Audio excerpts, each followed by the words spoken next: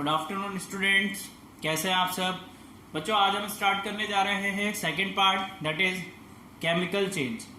Previous कुछ classes में बच्चों हम डिस्कस कर चुके हैं। किस बारे में मैं आपको बता देता हूँ। फिजिकल चेंज हम पूरा पढ़ चुके हैं एंड कल हमने एक छोटा सा टॉपिक देखा था, that is reversible and irreversible changes क्या होते हैं। वैसे तो मुझे बाद में बताना चाहिए था, पर मैंने आपको पहले ही बता दिया ताकि आपको पता लगे कि रिवर्सिबल और इरिवर्सिबल में क्या डिफरेंस है बच्चों। ठीक है, तो आज स्टार्ट करते हैं हम second change, that is chemical change. अब बच्चों फिजिकल चेंज आप लोगों ने बहुत अच्छे से पढ़ लिया है, तो केमिकल चेंज में बिल्कुल भी दिक्कत नहीं आने वाली है। आपको थोड़ा सा डिफरेंस होता है दोनों में। केमिकल चेंज में क्या होता है बच्चों, केमिकल चेंज एक ऐसा चेंज होता है जिसमें किसी भी सब्सटेंस की केमिकल प्रॉपर्टी चेंज होती है। Are you getting my point. Physical change में फिजिकल प्रॉपर्टी हो रही थी, केमिकल चेंज में केमिकल प्रॉपर्टी चेंज होगी। मींस जिस भी चेंज की हम बात करेंगे उस चेंज में सब्सटेंस की वही वाली प्रॉपर्टी चेंज हो जाएंगी। अभी हम बात कर रहे हैं केमिकल चेंज की, तो सब्सटेंस की केमिकल प्रॉपर्टी चेंज हो जाएंगी। ठीक है, चलो बात करते हैं chemical property of the substance change. बच्चों जरा गौर करो, याद करो, अगर किसी भी सब्सटेंस की केमिकल प्रॉपर्टी चेंज होगी तो केमिकल जो सब्सटेंस है आपके पास वो एक नया केमिकल सब्सटेंस बन जाएगा। मींस एक और चीज हम कह सकते हैं कि केमिकल चेंज एक ऐसा चेंज होता है जिसमें हमेशा नया सब्सटेंस फॉर्म होता है। Is that clear? समझ में आया? केमिकल चेंज जिसमें केमिकल प्रॉपर्टी सब्सटेंस की चेंज होती है बच्चों और एक नया सब्सटेंस हमें मिल जाता है, ऐसे चेंज को हम बोलते हैं केमिकल चेंज। सो डेफिनेशन लिख लेते हैं केमिकल चेंज की बच्चों।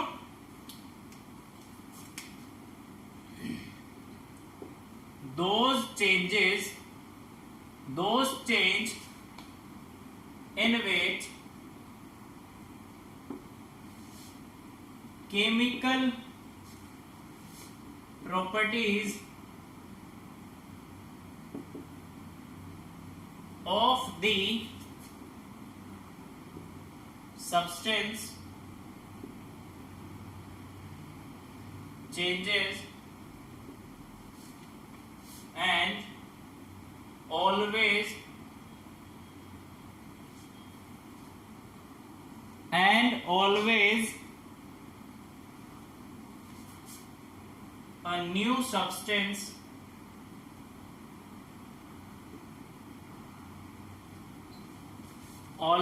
a new substance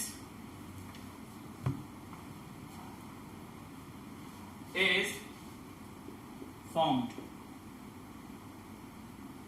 is called chemical change, is called chemical change। ठीक है बच्चों, इतना समझ में आया आपको केमिकल चेंज क्या होता है। एग्जाम्पल की अभी हम बात करेंगे बच्चों, उससे पहले मैं आपको एक दो इंपॉर्टेंट पॉइंट बता देता हूं केमिकल चेंज के बारे में। कि देखो जब कोई सब्सटेंस क्या हो रहा है, केमिकल प्रॉपर्टी चेंज कर रहा है। Are you getting my point? बहुत ध्यान से सुनना बच्चों। जब कोई सब्सटेंस अपनी केमिकल प्रॉपर्टी चेंज करेगा तो वो अपनी आइडेंटिटी खो देगा बच्चों, वो अपनी आइडेंटिटी खो देगा। मीन्स अगर मैं बात करूं, मेरे पास क्या है, देखो एग्जांपल के तौर पे मैं आपको समझा रहा हूं कि H2 होता है बेटा गैसियस फॉर्म में, ऑक्सीजन होता है आपका गैसियस फॉर्म में। जब ये दोनों आपस में रिएक्ट कर जाते हैं, केमिकली रिएक्ट करते हैं बच्चों, तो ये फॉर्म करते हैं H2O। जो H2O बनता है वो होता है लिक्विड फॉर्म में। मींस हम क्या कह रहे हैं, जो ओरिजिनल सब्सटेंस होता है जो आप लेते हैं वो अपनी आइडेंटिटी खो देता है after the chemical change. Chemical change होने के बाद किसी भी सब्सटेंस की आइडेंटिटी खत्म हो जाती है। क्लियर है? ये दोनों गैसियस फॉर्म में थे, इसमें कन्वर्ट हो गए लिक्विड में। ये बात ध्यान रखना बच्चों, ठीक है। तो और जो इनकी आइडेंटिटी गई है वो कभी वापस नहीं आएगी। ऐसा नहीं है मुझे लिक्विड से वापस से हाइड्रोजन और ऑक्सीजन अलग अलग फॉर्म में मिल जाए, तो ये कभी पॉसिबल नहीं है। तो ये चेंज जो है बेटा ये है परमानेंट चेंज। एक बार अगर कुछ चेंज हो गया मींस हो गया। एग्जाम्पल अभी हम आपको समझाएंगे, उससे आपको और भी अच्छे से समझ में आ जाएगा। पहले कुछ इंपॉर्टेंट इंफॉर्मेशन है इसके बारे में, वो लिख लेते हैं। पहला तो हम यही लिखेंगे बच्चों कि in this change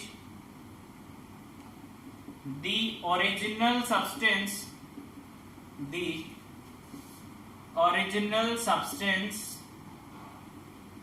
lose their identity. Original substance lose their identity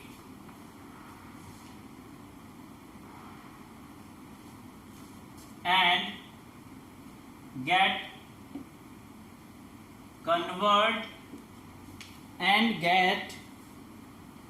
converted into new substance. ठीक है बच्चों, जो ओरिजिनल सब्सटेंस है वो क्या करेगा, अपनी आइडेंटिटी खो देगा और किसमें कन्वर्ट हो जाएगा, नए सब्सटेंसेस में। क्लियर है फर्स्ट पॉइंट। सेकंड पॉइंट हम यही कहेंगे कि ये जो चीज देख रहे हैं आप, ये होता है बच्चों परमानेंट चेंज। जब ये परमानेंट चेंज हो जाएगा तो हम और भी चीज कह सकते हैं, पर वो हम कहेंगे नहीं, एग्जांपल में हम आपको समझाएंगे। अभी हम सिर्फ इसके बारे में दो ही चीज लिखेंगे। सेकंड चीज एक और बच्चे कि जैसे हमने आपको भी एग्जांपल लेके समझाया कि जब केमिकल चेंज हो चुका है सो हम दोबारा कभी ओरिजिनल सब्सटेंस नहीं ला सकते। मीन्स ये क्या ऐसा हो जाएगा, मान लो कि मैंने क्या कर रखा है, आइस क्यूब्स ले रखे हैं। नहीं, आइस क्यूब्स मत लीजिए आप। हाँ, एक आयरन की नेल है मेरे पास। आयरन नेल को मैंने क्या किया, एयर की प्रेजेंस में वाटर में डिप कर दिया। After some days we will see that the colour of the iron nail will be change. जो कलर होगा बच्चों वो चेंज हो जाएगा। और एक बार आयरन नेल का कलर चेंज हो गया तो ऐसा नहीं है कि वो कलर जो चेंज हुआ है या गायब हुआ है वापस से डिपॉजिट हो जाए। सो हमें कभी भी ओरिजिनल सब्सटेंस नहीं मिल सकता, चाहे हम जो कंडीशन लगा के चेंज कर रहे हैं वो रिवर्स कर दें या फिर कोई फिजिकल मेथड अप्लाई करें, हमें कभी भी ओरिजिनल सब्सटेंस नहीं मिल सकता। तो वो वाली एक पॉइंट है, बहुत इंपॉर्टेंट है, वो भी लिख लेते हैं बच्चों।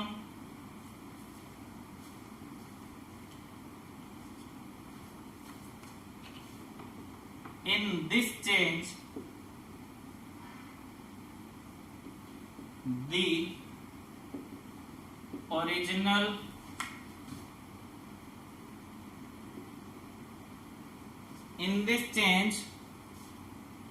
ओरिजिनल नहीं लिखते हैं क्योंकि ओरिजिनल तो स्टार्टिंग में होगा, चेंज हो रही है बात तो नया सब्सटेंस मिल जाएगा ना। In this change the substance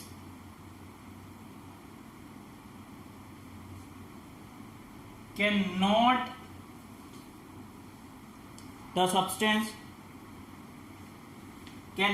converted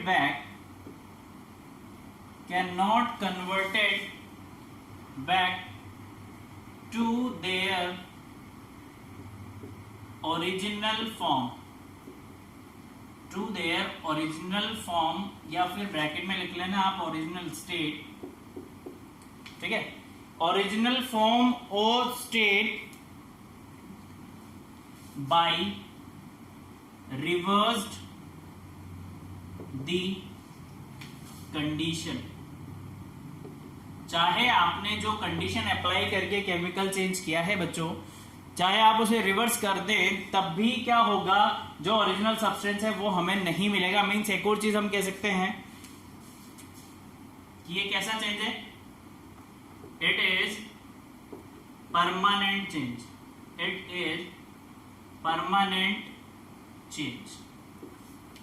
ठीक है बच्चों, अब इसके एग्जाम्पल के बारे में देख लेते हैं।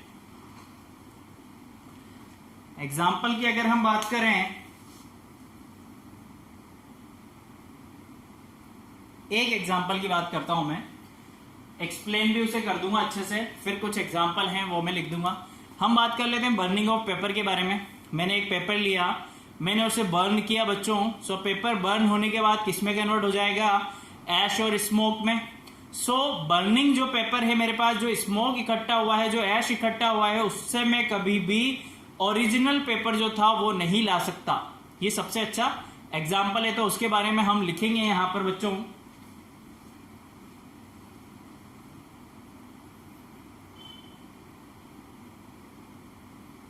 देखो बेटा, हमने यहाँ पर पेपर वाला एग्जाम्पल लिखा है आपके लिए कि अगर आप क्या कर रहे हैं, एक पीस पेपर का एक पीस ले रहे हैं या फिर एक पेपर ले रहे हैं, उसे आप क्या कर रहे हैं, बर्न कर रहे हैं। तो बर्न करने के बाद क्या होगा, फर्स्ट थिंग तो ये केमिकल चेंज है। क्यों है केमिकल चेंज? क्योंकि एक बार वो बर्न हो गया तो कभी दोबारा हमें ओरिजिनल सब्सटेंस नहीं मिलेगा। ये हमने लिखा है, देखो, is a chemical change. Basic substance of paper is change into something new. जो बेसिक पेपर था वो एक नए सब्सटेंस में चेंज हो चुका है, जो है आपका स्मोक एंड ऐश। कुछ और एग्जाम्पल भी होते हैं बच्चों, वो भी यहां पर लिख लेते हैं ताकि हमें पता रहे। एग्जाम्पल फर्स्ट अगर मैं बात करूं, सो फर्स्ट हम लिखते हैं बच्चों रस्टिंग ऑफ आयरन। रस्टिंग एक बार मैं लिख लेता हूं कंप्लीट, देन फिर आपको एक्सप्लेन कर दूंगा, ठीक है। Rusting of iron. सेकेंड अगर मैं बात करूं cooking of food, cooking of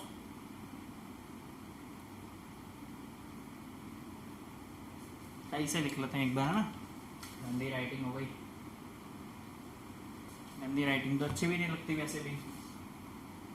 cooking of food, ठीक है बच्चों। थर्ड एग्जांपल हो जाएगा digestion of food in our body. So मैंने सिर्फ डाइजेशन ऑफ फूड लिखा है यहां पर, है ना। फोर्थ एग्जांपल हो जाएगा बच्चों curding of milk. Curding of milk. अभी सिर्फ एग्जांपल लिख रहा हूं, अभी एक्सप्लेन करूंगा मैं आपको एक एक करके। फिफ्थ हो जाएगा बच्चों आपका, अगर हम बात कर रहे हैं फोटोसिंथेसिस।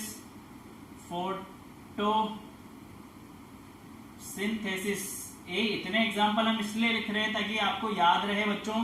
एग्जाम में आपसे क्या कर लिया जाता है, डायरेक्टली पूछ लिया जाता है और आप लोगों को क्या होता है, पता भी नहीं होता, ठीक है। तो आपको पता होना चाहिए बच्चों। Respiration,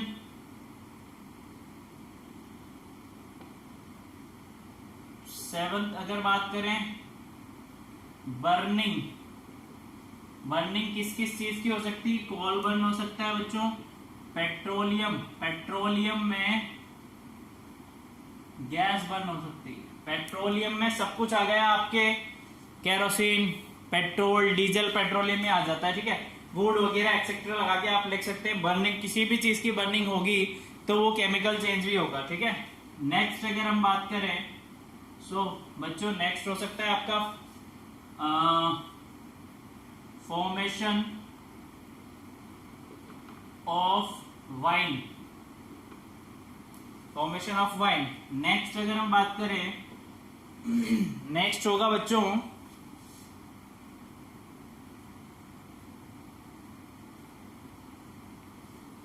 decay of food. Decay of food, animals, dead plants etcetera, ठीक है। लास्ट 10th एग्जांपल लिख लेते हैं एनी केमिकल रिएक्शन। कोई सी भी केमिकल रिएक्शन हो, सब केमिकल चेंज है। एनी केमिकल रिएक्शंस, ठीक है। चलो अब एक एक करके हम आपको समझा देते हैं क्या बच्चों, ध्यान से देखना। रस्टिंग ऑफ आयरन में क्या होता है, एक तो फॉर्मूला बता देते हैं आपको रस्टिंग का। रस्ट का फॉर्मूला होता है बेटा आपका Fe2O3.XH2O। That is the formula of rust. आपसे कोई पूछे रस्ट का फॉर्मूला बताओ तो ये होता है बच्चों Fe2O3.XH2O। ये फॉर्म कैसे होता है, जब कभी हम आयरन आर्टिकल्स को वाटर और एयर की प्रेजेंस में छोड़ देते हैं लंबे टाइम के लिए, तो उसमें क्या हो जाता है, एक ब्राउन फ्लेकी सब्सटेंस फॉर्म हो जाता है। या हम कह सकते हैं कि जो हमारे पास आयरन आर्टिकल्स है उसका डिके स्टार्ट हो जाता है। पुराने टाइम पे आपने देखा होगा आयरन के गेट्स वगैरह हुआ करते थे बच्चों। कुछ सालों बाद जब आप देखते हैं तो क्या हो जाता है, डिके दिखता है हमें, थोड़ा सा खाली खाली सा दिखता है। तो कभी भी ऐसा तो नहीं होता जितना डोर आपका गायब हुआ वो आ जाए। तो इसलिए कौन सा चेंज है, केमिकल चेंज, सॉरी। सेकेंड है कुकिंग ऑफ फूड। खाना बनाने से पहले रॉ मटेरियल्स हम यूज करते हैं बच्चों, वेजिटेबल्स, वाटर, ऑयल, है ना, और गैस वगैरह भी यूज करते हैं। और बनने के बाद सब कुछ अच्छा सा फूड बन जाता है। और ऐसा तो नहीं है फूड वापस से रॉ मटेरियल्स मिल जाए, हमें नहीं मिल पाता। डाइजेशन होना बॉडी में, खाना गया स्मॉल इंटेस्टाइन, लार्ज इंटेस्टाइन, अंदर कार्बोहाइड्रेट्स, ऑक्सीडेशन हुआ खाने का, है ना, ये सारा प्रोसेस हो जाता है। ऐसा नहीं है कि वापस खाना आ जाए। कर्डिंग ऑफ मिल्क, आप मिल्क को क्या करो, एक रूम टेम्परेचर पे रख दो 7 दिन के लिए। 7 दिन बाद अगर आप देखते हो बच्चों तो मिल्क किसमें कन्वर्ट हो जाता है, सोर मिल्क में, और उसे ही हम बोलते हैं कर्ड, दही। ठीक है, तो ये कैसा प्रोसेस है, केमिकल चेंज। हम दही से वापस दूध नहीं बना सकते, ध्यान रखना, इसलिए हम बोल रहे हैं केमिकल चेंज है। ठीक है, फोटोसिंथेसिस, फोटोसिंथेसिस बच्चों होता है सन की प्रेजेंस में क्लोरोफिल की हेल्प से जो खाना बनाया जाता है। कौन बनाता है, पेड़ पौधे, प्लांट्स जो अपना खाना बनाते हैं बच्चों, उसे बोलते हैं फोटोसिंथेसिस। होता है क्या, देखो ये क्या करते हैं, carbon dioxide and water gain करते हैं किसकी प्रेजेंस में, सनलाइट की प्रेजेंस में। किसकी हेल्प से बच्चों, क्लोरोफिल की हेल्प से। लिख देते हैं एक बार, आपको याद रहे फोटोसिंथेसिस, सनलाइट की प्रेजेंस में क्लोरोफिल की हेल्प से ये क्या करते हैं, ऑक्सीजन एंड ऑक्सीजन बनाते हैं अपना। और यहां पर लिख रहा हूं मैं C6H12O6, ये है ग्लूकोज,